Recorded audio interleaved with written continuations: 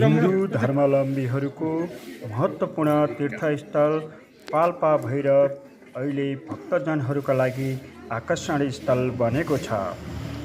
पोखराबाट करिब 4 घण्टाको गाडीको यात्रा एउटा गीत राख्नुस् है धर्म सर भैरवको मन्दिरमा मैले बनाइदिएछु है सकिन्छ। पाल्पाका काल Thank you. भैरवलाई विशेष गरी पशु पक्षीको बलि, नरिवल र त्रिशूल चढाइन्छ। अझ महत्त्वपूर्ण त भैरवलाई रोट चढाइन्छ।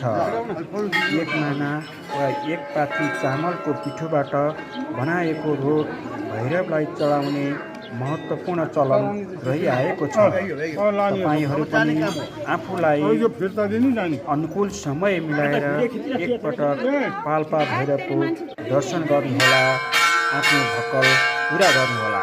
हस्त नमस्कार।